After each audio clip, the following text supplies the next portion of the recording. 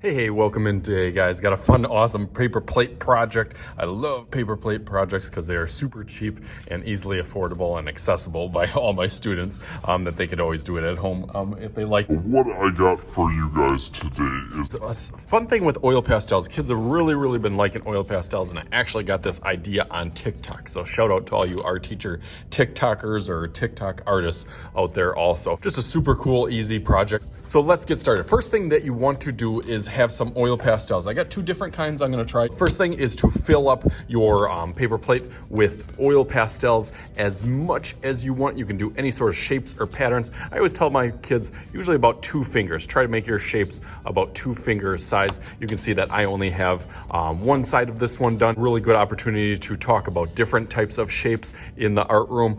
We talk about it with my younger kids, see if they can name maybe 5 shapes quick, and they can start adding a lot of those different shapes. So on this side, I haven't done yet, but I was giving them an example. The thing with oil pastels can color really dark, but they can also color like crayons a lot. So I gave a couple bad examples. I'll do one over here of a not so good example. So they actually color a lot like crayons if the kids get a little lazy. Or if they don't push that hard. If you do it really light, it just looks like a crayon, and this will not work. this will not work. I always try to do a few like this just to show them the difference between kind of scribbling and then coloring. And they are able to tell really quickly the difference from this side to this side. From one to the other. So then I go back and I push a little bit harder and kind of almost smush the oil pastel in there. It's not that you want to break it pushing so hard, but you definitely want to push a little bit stronger, and you can really see the magic of the oil pastels fill in all those little white spots, because that will be your goal by the end of this. So I'm gonna go through this real quick and fill up the rest of this so it looks like this side over here. Don't forget to go ahead and hit that subscribe button down below, the little red button. You can click on that and hit the bells for notifications to get all my new videos coming out every single week. Okay, so I got mine pretty much done. I just wanted to show you a couple of ideas. There's a really cool one, a little cool spiral, different shapes, another spiral one. A lot of them like doing that, a whole bunch of random shapes. And a lot of mine were liking going around that last edge to kind of fill up some of that white with one color continuously going around.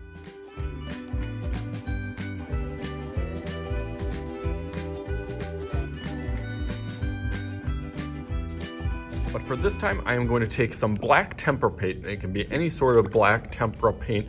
Tempera paint works the best, not only because it's cheap and it's more affordable, but because it's a little bit thinner and it scratches off really easily. So by the end of it, that's how you get this look, is you put the black paint completely over it, but then you kind of reveal the colors behind, so it almost turns into one of those scratch art designs. So that's what I'm gonna do next, is I'm gonna fill this with black. Let's go through that.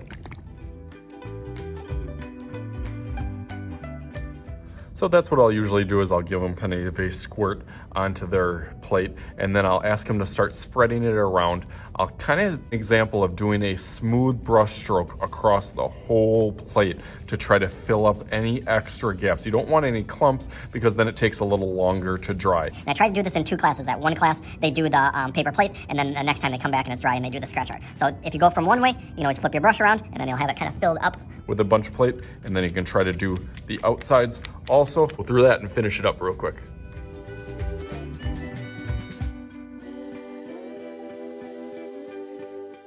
All right, so just like that, by the magic of YouTube, it is all painted and colored, and now I get the exciting part to kind of reveal it. You can do that a couple of ways. I use these little craft sticks with my kids, but I know you can also use something like a pen cap.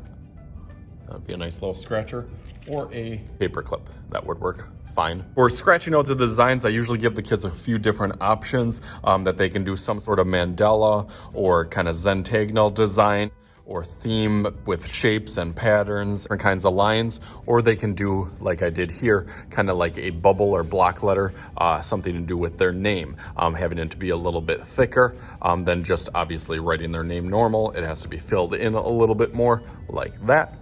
So for this one, I'm one of those little mandala or zentangle designs. So let's see. My magic was working pretty good. So I'm gonna make this done just like this. Bam, look at that. Bam! Look at that. All done in that. Got all my little designs on there. I thought it turned out really fantabulous. All the little designs popped out. You can definitely tell that certain colors, I think the more neon colors pop out a little bit more, but I thought it turned out really cool and it was definitely fun to do and kind of satisfying. like doing projects that I haven't done before, and I had some fun with this one. So as always, I am Mr. Shooty. This is Mr. Shooty's Art Channel, and we'll talk to you guys later.